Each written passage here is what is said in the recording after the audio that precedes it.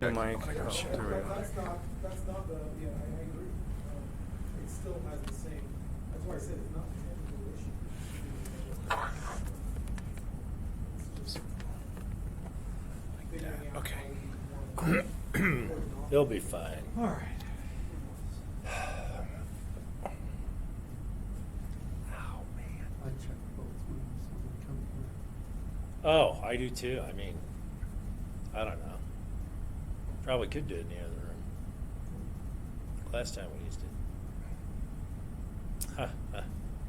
Just be careful about shaking the table when it once it records. You know what, maybe I should pull back a little bit. Do whatever you So want to. less That or vibration. pull.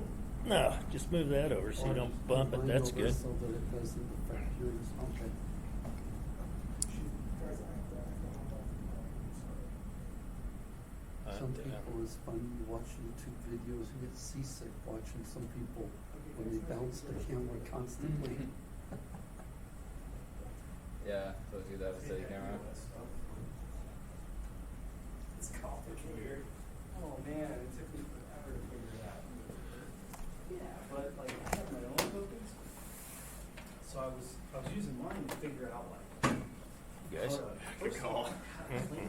I figured, because I didn't really know. I just kind of walked around until I found it. Yeah, well, usually Oh. there's a sign out there. But I tried a couple of different ways before. Good, good. How are you? I'm Mike. Nice to meet you. Hey, Russell. Yeah, I think One was like it was like three things you had to have. So I'm gonna do, I'll just do a Exodus, little you had to short have this other intro. wallet. Cool. This makes sense. You want one of those? Turn it over. You want one of those things? Yeah, what's that? You want one of those pieces of This paper? one's way easier. Piece of paper. The intro. Oh yeah, no, you do your spiel. That's not. Oh, I don't have to do it. No, Why don't you do it? you know it better than you know I'm it just better than I gonna- do. And you do your spiel, and then I'll do the how Oh, we got man. started, and then I'll turn it over. I had planned on it. Go ahead. Just do it all at once. That way we don't have to get up and down and back and forth. All right. Now, should I stop this after you get done? What's that? Should I stop this or put? No, just start it and don't ever stop it. Okay. Even if there's time back, at least cover back. 'Cause this doesn't give me a Yeah, chance no, we to can pause edit. We can this. chop it. We'll chop it up afterwards, and then you I know. think I redid it. You're gonna need to enter an email address. Russell. Unveil, hi. That's all. The network page. Yeah, it was trying to get me into it.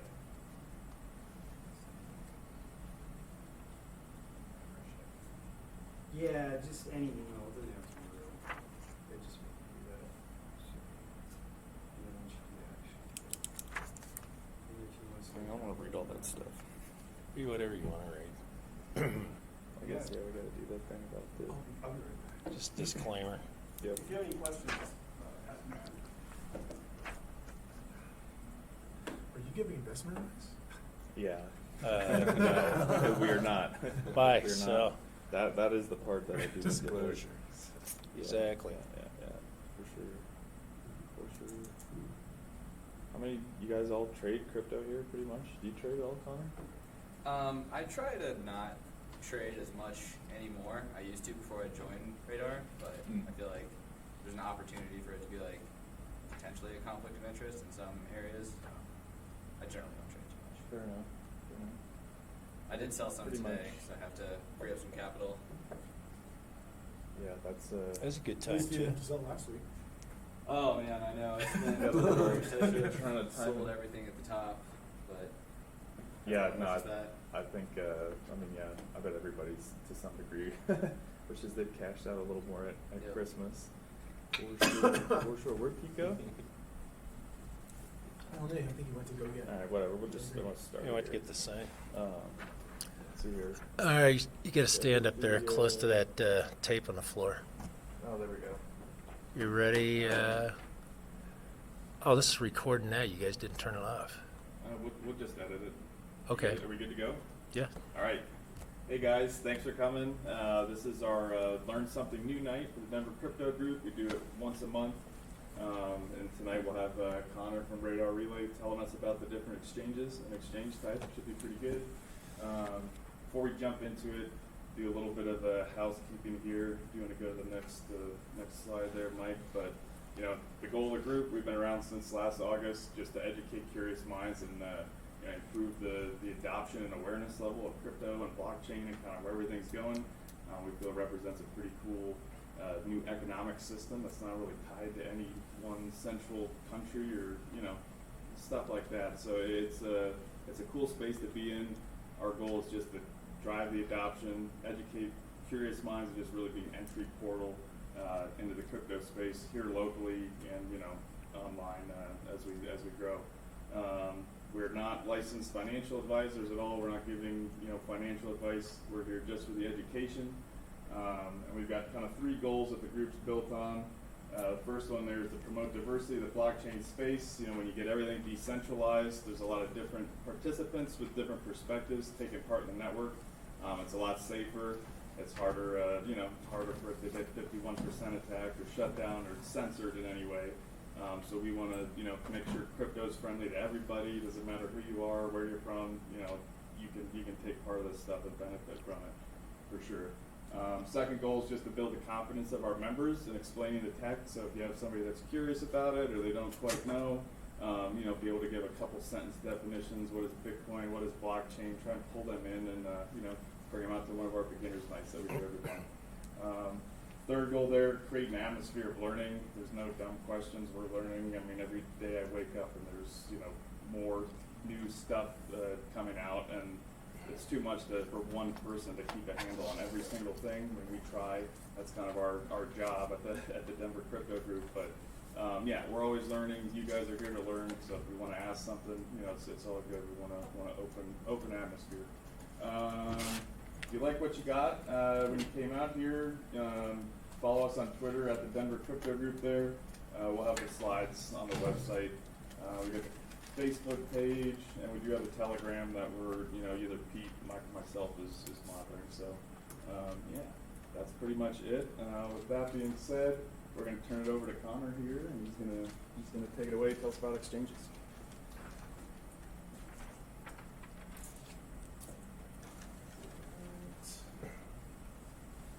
Go.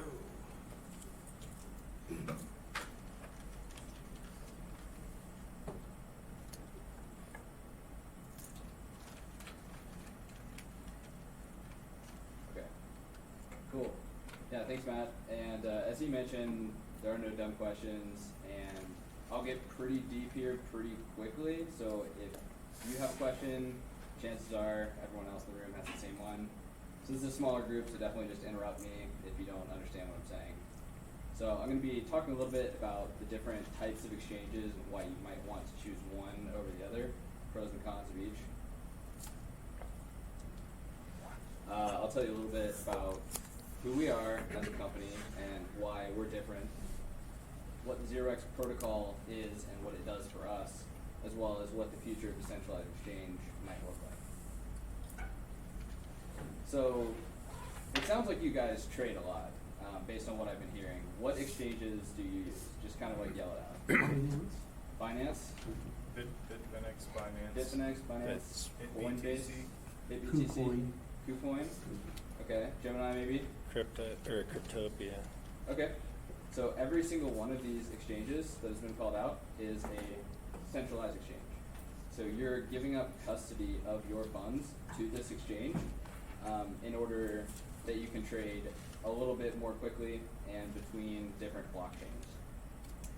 Obviously there's a custody risk here, and we've seen some pretty high profile hacks recently, like CoinCheck and BitGrail, and then more famously, even really large ones like Mt. Gox. So because of that, the decentralized exchange was created leveraging Ethereum's own native smart contracts to enforce trades. This also wasn't the perfect solution because you're still giving up direct custody of your funds through escrow. You're depositing your funds into a smart contract before you're able to trade. So after you deposit your funds, you make your trades, and then you pull it out again. So during this process, you're incurring a large number of gas costs, and it's also pretty slow since a lot of them have on-chain order books as well. So it's only updated at max like every 15 seconds or the speed of an Ethereum block. So an improvement on that, even further, are the relayers. Relayers are built on the Xerox Protocol, which I'll touch on in a bit, and they host an off-chain order book, and you're able to trade directly from your own wallet. So if you have a Ledger Nano S or a MetaMask, you can actually trade directly from that without ever giving up custody of your funds to anyone. So you could place an order with your Ledger, toss it in your sock drawer, and have it execute 3 weeks later, and your funds were completely secure that entire time. That's pretty awesome. So this looks pretty, yes. So Before- does Shapeshift fall into that category? or- So Shapeshift is centralized but non-custodial. So they are taking your funds and giving you whatever token you're swapping it with, but it is non-custodial, so you're not keeping your funds there. So if you drew like a matrix, it falls over here, whereas Radar would be, over here. It can be a little bit difficult to wrap your mind around, but But the idea is that it's atomic. That the exchange is atomic, right? I think that it's I mean, it's not like the actual. right, yeah. So it happens basically like instantaneously. That's the idea of it, right? But yeah, it wouldn't be able to be atomic by definition, but Right. yeah, definitely. Like a database. So there are definitely some times where Shapeshift might be nice if you're looking to trade between blockchains and you want a non-custodial experience. The downside is you pay a fairly large spread on it, especially if you're doing more than a few $100s or a few $1,000s worth of a token. So this is what Radar Relay looks like. And those of you familiar with centralized exchanges can see that this looks probably about what you'd expect from like Coinbase Pro or GDAX or Binance. You have the order book here, and you have the ability to place limit orders and market orders as well. But really, it's just the front end that looks the same as a centralized exchange. The back end is completely different in how this operates. So there's no there's an accounts page, but it just shows you what trades you've made. There's no way to deposit funds into Radar or anything. It doesn't exist. So, yes. So I know some of the exchanges have addresses that you can use that will automatically do a trade, right? So like Uphold will have a Bitcoin address that you can use that will automatically get converted to some other crypto or even a fiat currency, right? So is that something that can work with this, where you automatically want to convert it to another one, and that can happen in a non-custodial way? So I haven't looked deeply into Uphold, but I do understand what you're saying. So one thing to note about Radar is you can only trade between Ethereum ERC20 tokens. Oh, okay. So you wouldn't be able to do something like that. However, it would be really easy to make a service that plugs into our liquidity pools through our API and just makes an atomic swap. So, or just a way to abstract a certain token. So say you wanted to use storage or whatever, but you didn't want to hold the storage token because you didn't want to expose yourself to that price risk of that token. You could show up with ETH, and storage would be able to have a token swap thing that plugs into our liquidity pools if they so chose, that would immediately make the trade based on the best bid or best offer. Yes? I like Bankor. So Bankor they've created their own smart contracts, but Bankor is an instant liquidity solution. That's kind of like their thing. So Bankor falls a little bit more over here. I'm sure most of you heard about like the Bankor hack. So that couldn't happen with us because we didn't have an ICO. We haven't raised any funds. Every user shows up with their own wallets. So, but Bankor, Kyber Network, and AirSwap all sort of approach this just a little bit differently. There are a few reasons why we think that relayers are kind of the superior way to exchange tokens that I'll get to in a bit, but great question. Oh, real quick. Yeah. How about Switcheo exchange through the Neon wallet through a ledger? Is that kind of similar to how you guys are operating? or- I've actually not heard about that before, so I'll give you my card and we can connect after, and I can try to He illustrate just made a this. video on that. Oh, you did? Okay. It sounds similar because you interact with the exchange through the Neon wallet, and then you can interact with the Neon wallet through a ledger. So it's So if it's a different wallet, what it sounds like to me is that it would also be a custodial kind of solution. So that thing would be touching your funds at some point, whereas with Radar, you could have your ledger and you'd actually change your wallet right up here. So you click down and where it says MetaMask, disconnect, connect the ledger, and then you choose the order parameters you want and click place buy order, and it'll pop up on your ledger, and you just click confirm. And since you're just signing an order, you're just signing a packet of data that says, hey, I'd like to make this trade, and then we, Radar, are hosting that order for you. You don't incur any gas costs at all, and then your order will just be here, and if someone takes it, they take it. Otherwise, it will expire at the expiry that you've predetermined. so how do you ensure someone doesn't re-spend that money out of the ledger? You're not really doing anything with it. You're just signing your willingness to trade under those specific parameters. So if someone Sorry, is it kind of like escrowing it in your own wallet a little bit? Or? no, not really. No, not at all. Because Is it just a promise? yeah, It's just basically, a promise, so it doesn't actually facilitate it, it connects you and then lets you do it? basically you're just saying, hey, I'd like to make this trade, and we're putting it on the order book. And then if you're like, oh, I don't really want to make that trade anymore, what you can do is you can cancel the order, which you actually have to send a transaction to the blockchain to be able to cancel that order to invalidate it. Or you could just send the funds somewhere else, right? Like you can't trade what you don't have, in which case we would just prune that order or remove it from the books. So if you did a double spend, it would automatically just remove the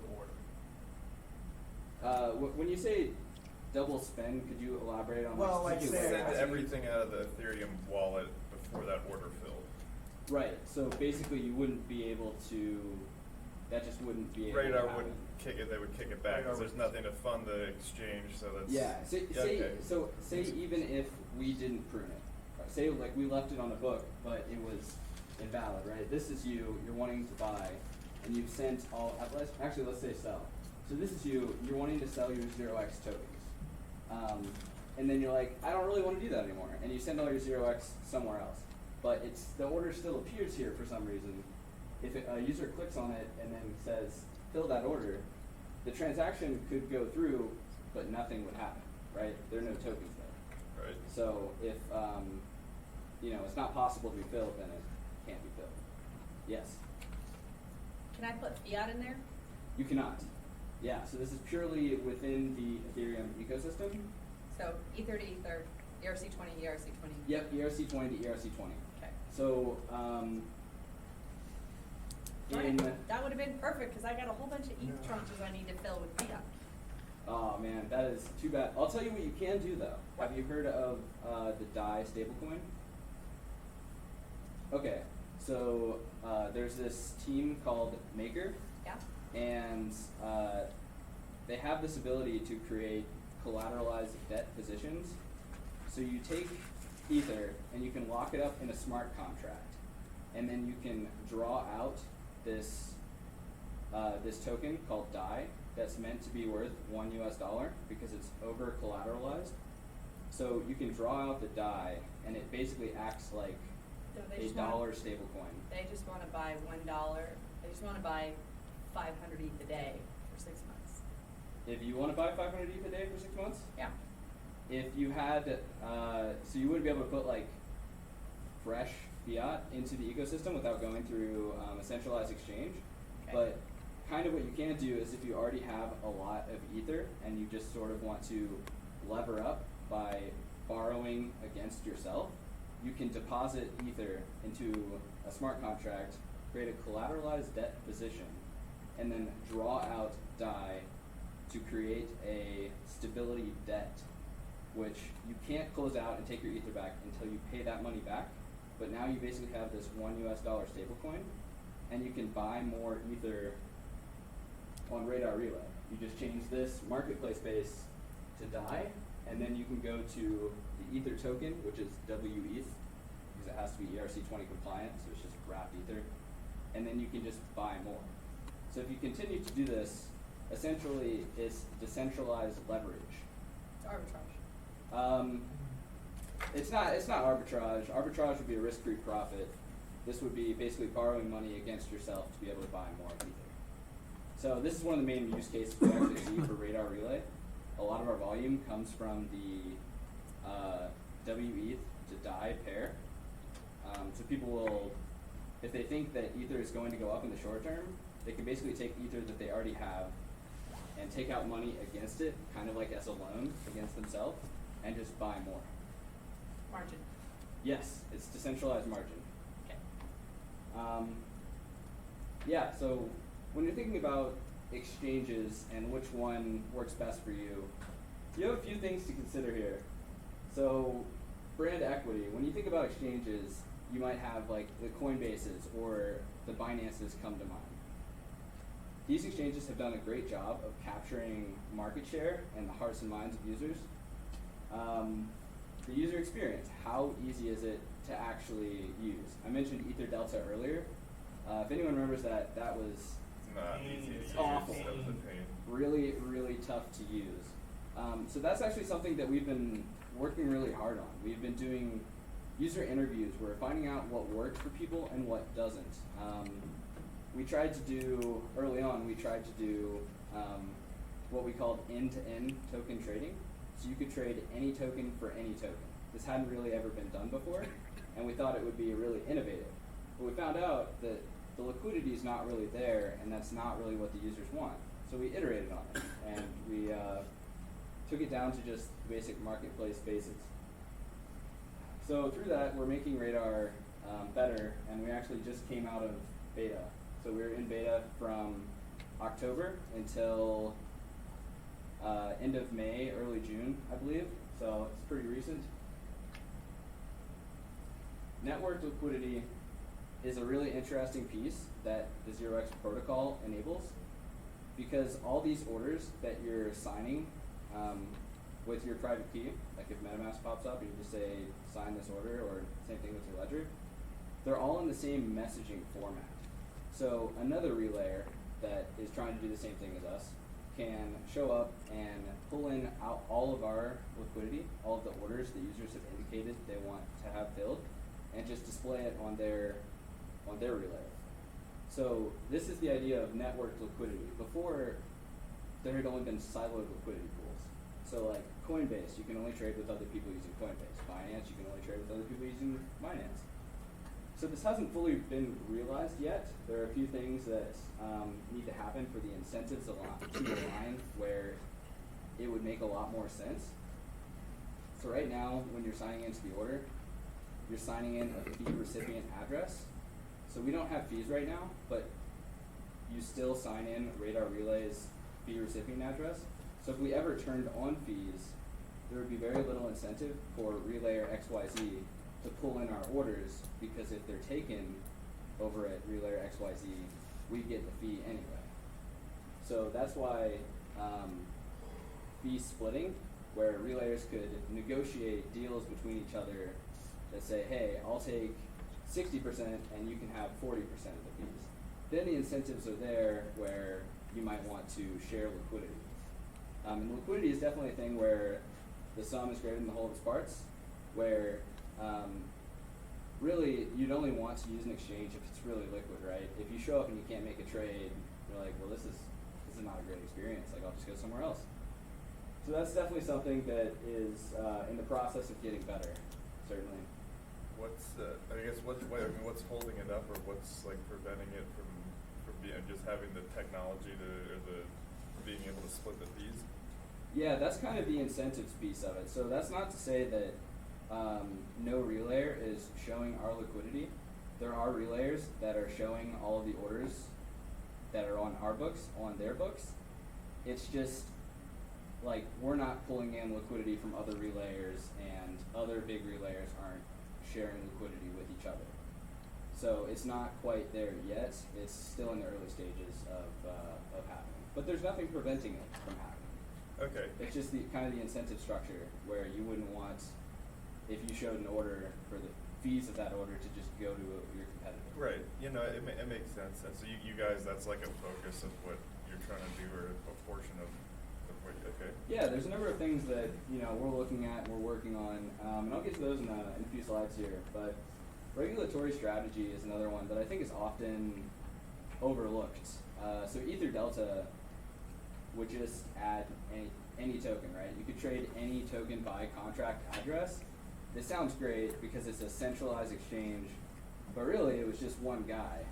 And being able to trade securities with each other is not something that oh, sorry about that. Yeah, just click it. Is not something that the SEC necessarily appreciates.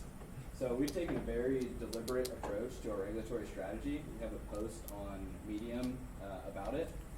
So we only add utility tokens, and we have a review team that looks at this.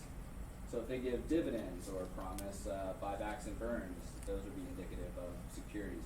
Even if you show up on a website of a token, and they're like, buy our token, it'll go 10x. That is like a promise of capital appreciation, which is also indicative of security.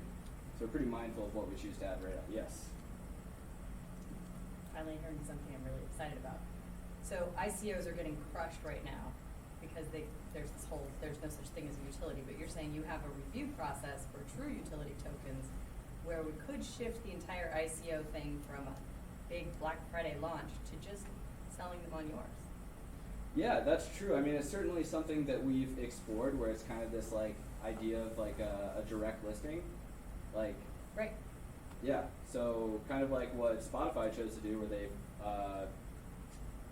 forewent an IPO.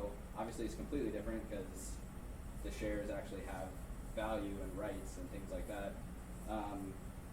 But yeah, a direct listing is something that we've kind of explored, but it's not in our core competencies.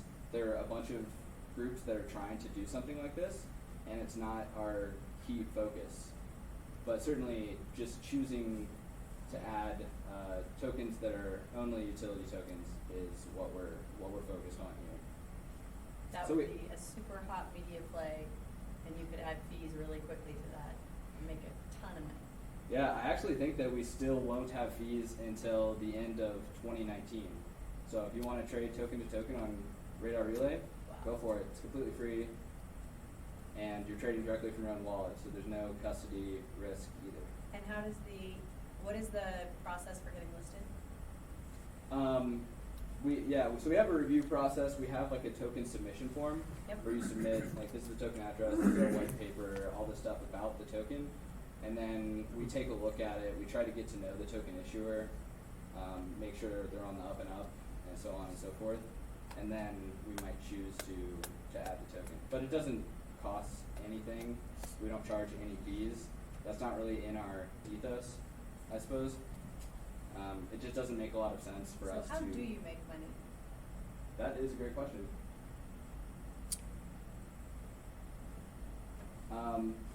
So this would be how we make money. We're venture backed. So we have a bit of runway where we're not super concerned with making money right away. Right now we just want to build the best trading experience possible. And we're well on our way to that. We still have a bunch of stuff that we're really excited about bringing to the table. But essentially we would just take a fee business model. So I mentioned earlier about how you could kind of abstract your dApps token by just allowing it to be traded using our liquidity pulled in from the API. And then also we're in talks with a number of automated traders who are just as excited as we are about the decentralized exchange and relayer space. And they're like, hey, I want to be part of it. How can I do this? So we've actually updated our API documentation and our SDK. So you can go to, I believe it's developers.radarrelay.com, and it will actually show you how to build a bot for Radar Relay in a way that works, which you don't actually see that too often from Exchange documentation. So it's pretty exciting. Sorry, what was that? Developers.radarrelay.com.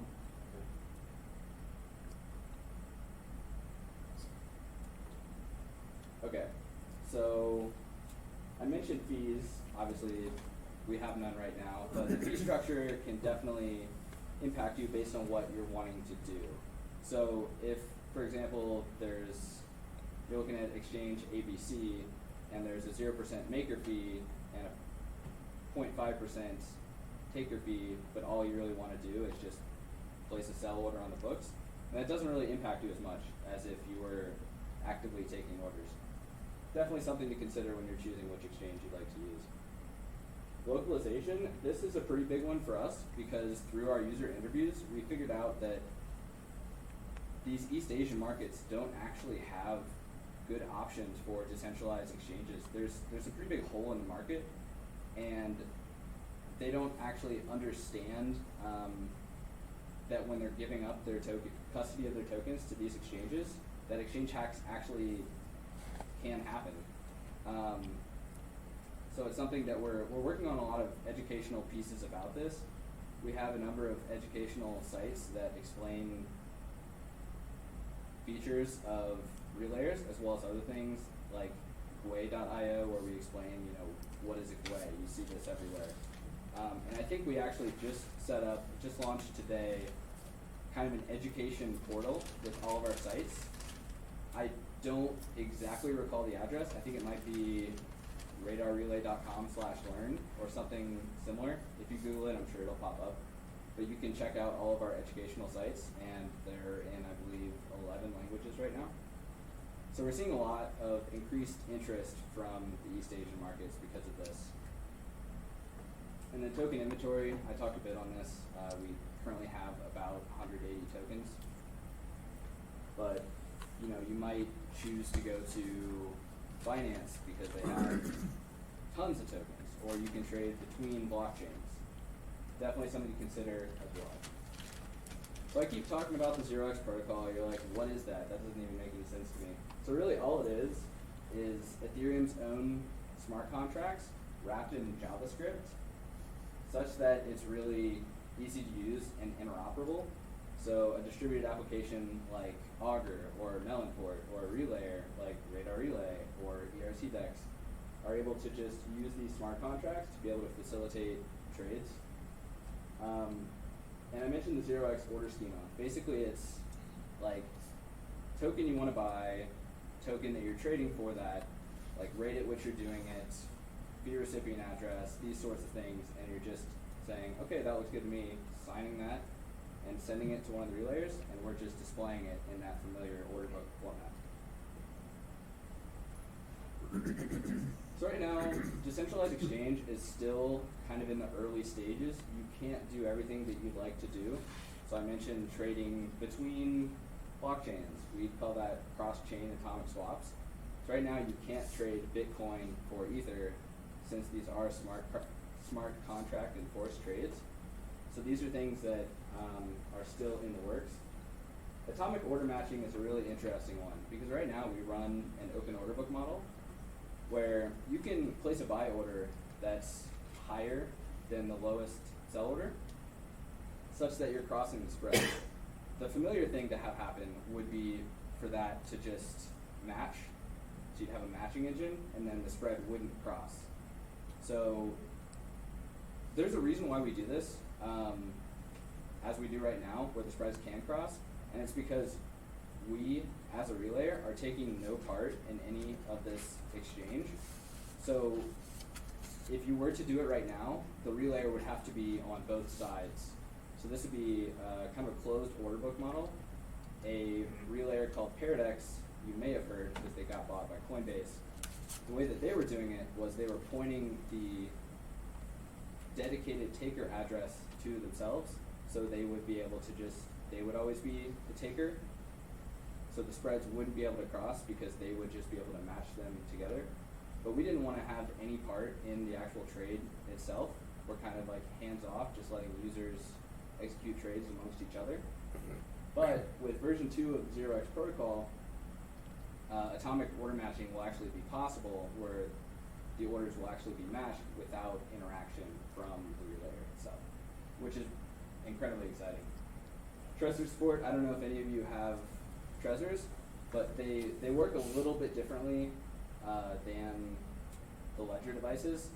So right now you can be a taker, but you can't actually be a maker.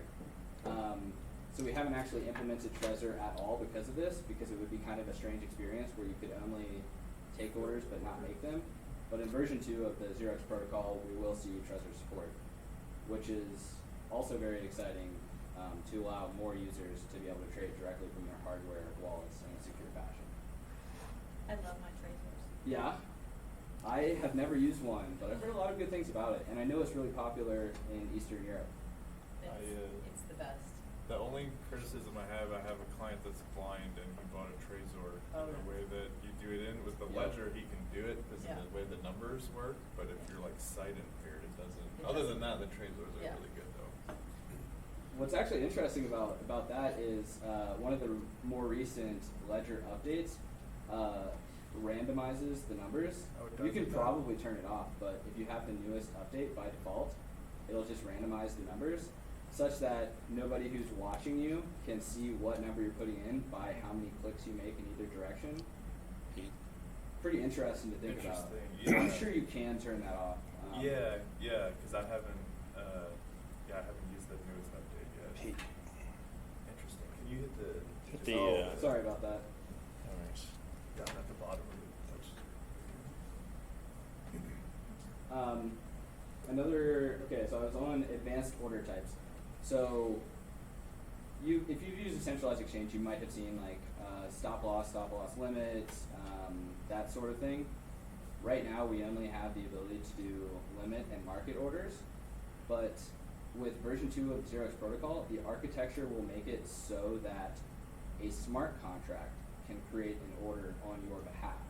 So you could pull in an oracle that goes to Coinbase and sees if the price of ETH is 500 yet or something, and then you could have logic that says, okay, create an order in that case. So because of that, the possibilities are going to be much greater in terms of advanced order types in general. ERC 7.1 is another thing that we're pretty excited about. These are non-fungible tokens if you aren't familiar with this token standard. So what that means is that one token is not always equal to one token. So the example I like to use is baseball cards. So you could create a relayer that trades exclusively baseball cards. Another one you might have heard of, CryptoKitties. Yes. So you'd be able to trade like a CryptoKitty for WETH or any other token. So the possibilities for that are much greater. If the gaming industry starts making those tokens too, I mean, you could swap in-game items and We already whatnot are. on there. Yeah, so yeah, there are a few venues where you can actually do that right now, but they're just not being facilitated by Xerox Protocol smart contracts. Right. So this will widen the breadth of assets that you can trade through the Xerox Protocol, which will make it a lot easier for distributed applications that want to plug into, say, Radar Relay's liquidity tools.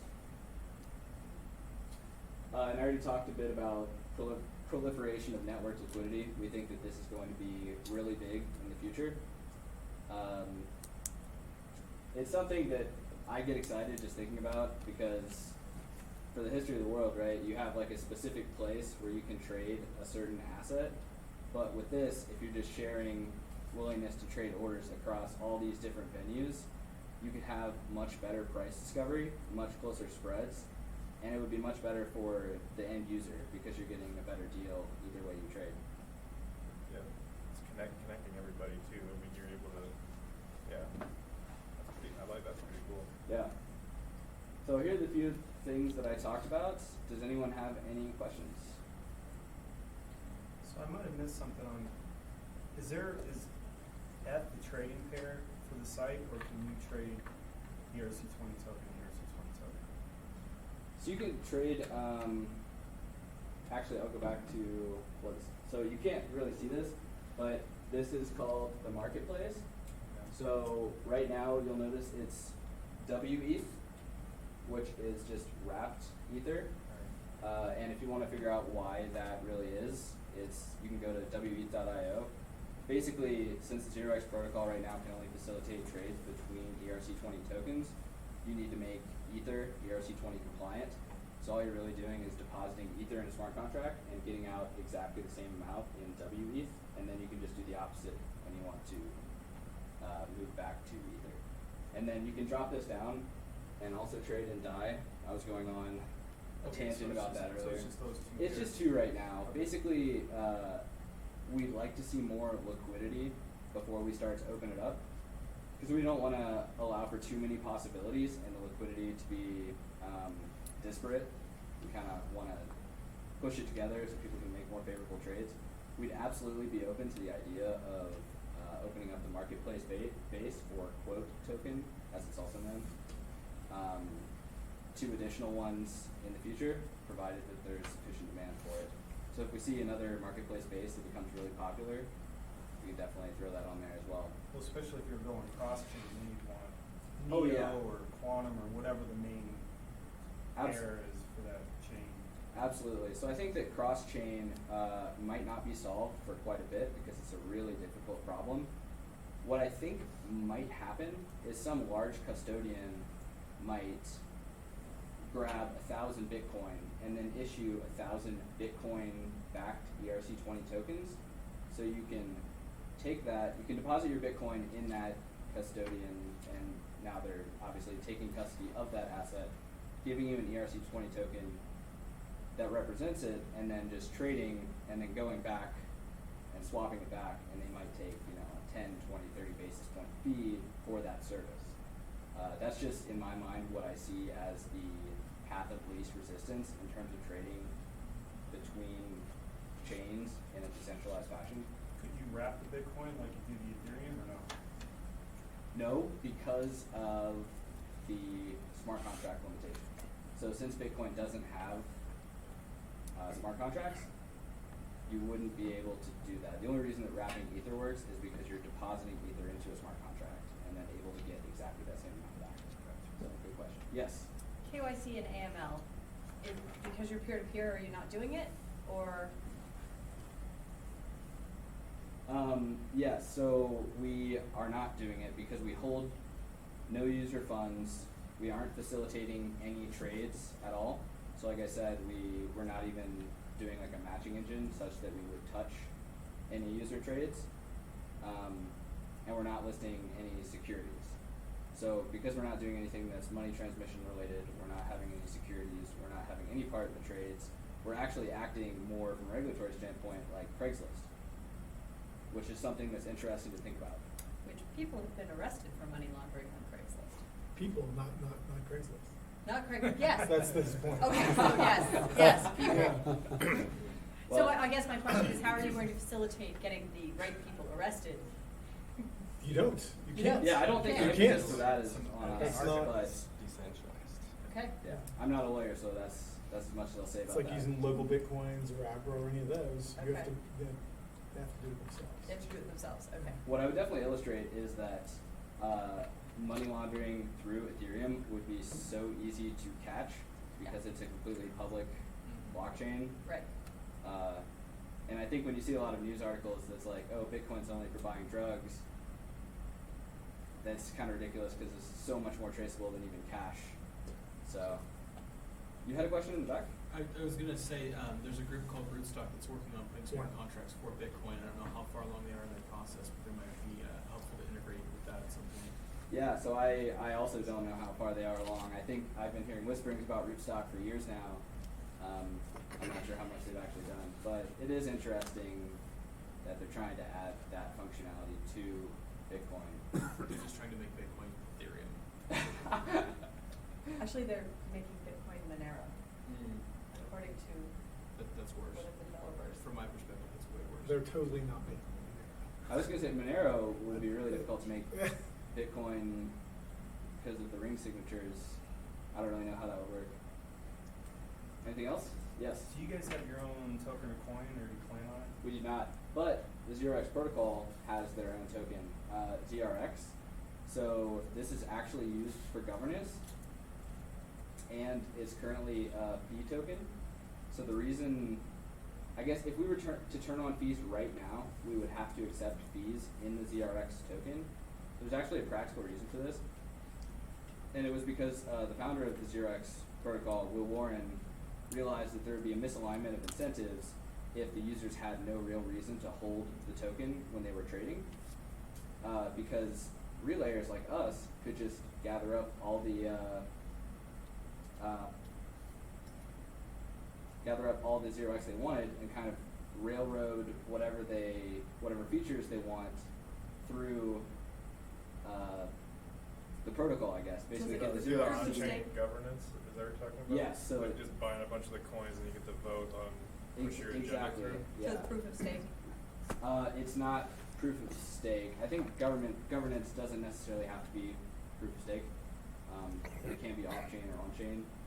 But yeah, so basically, in the future, relayers or distributed applications will be able to vote on things that they find interesting or useful to them to add into the protocol. So I mentioned some of these things that are coming in here, right? Like a relayer would definitely be incentivized to add Trezor support, but users would be too, right? Users might want to be able to trade directly from their Trezor. But there might be things that users aren't, really excited about. Like maybe they don't necessarily care about non-fungible token support, and they would rather have advanced order types. So, there's kind of the you'd want there to be an alignment of incentives such that users are holding enough token to be able to vote on what matters to them. So, right now the Xerox Protocol works great, but in the future you obviously want to continue to add more functionality, and governance is a great way to have people choose what's important to add. So is Radar Relay just like a privately owned company that's building this product on, through the Xerox Protocol? That's big. Yeah, so you can think of Radar as the top of the stack here. Mm-hmm.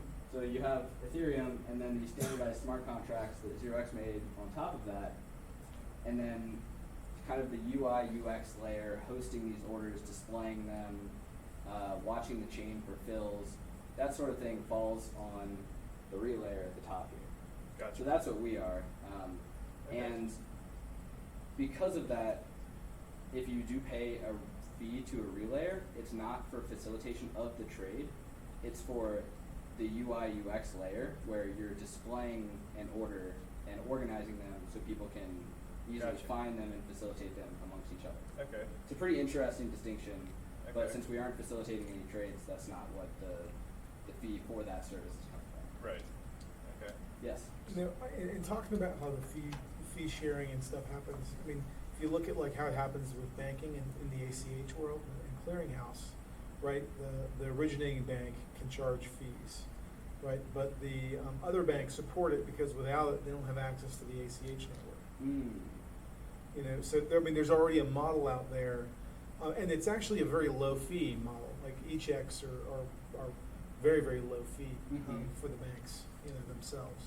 So, it's an interesting place to look for the model as like you look for analogs that are already out there. It works pretty well, and banks sort of hate it, but they have to do it because that's the way they do. That's the way most of their money comes in. So it might end up being the same sort of thing that you could use with these kinds of exchanges. That is a really interesting analog that, I'll be honest, I hadn't really considered before. But definitely because of the network effects of this liquidity, it would make sense to do what you said. I mean, which is why these banks go along with it, right? Because without it, you can't have. If one bank is not going to participate or play nice in the sandbox, then it's just not going to work for either And party. ACH is risky, and this isn't, right? So in ACH they absorb a load of risk. So it makes them really, really freaky about it. Due to like Where- bounced ACH. Right, return payments are, a huge problem for that. Mhm. But with this, that's not really an issue. Yeah. You know? Absolutely. Good point. Anything else? Cool. All right. Awesome. Thanks, man. Thanks, guys. You definitely solved the problem for utility tokens. There's a whole bunch of exchanges out there like, we're only gonna list security tokens. I'm like, what about us though? Matt, Jimmy And stopped getting us. listed on all the other exchanges, it's like $5,000 to $25,000 right now. Oh, or even It's- more or for the even large more. I mean, ones for it's- Binance. I saw like It's $1 million absurd. or something. Yeah. So let's see, just real quick, thank y'all for coming. Our next night's gonna be on July 30th. It should be a Monday, 6 p.m. right here.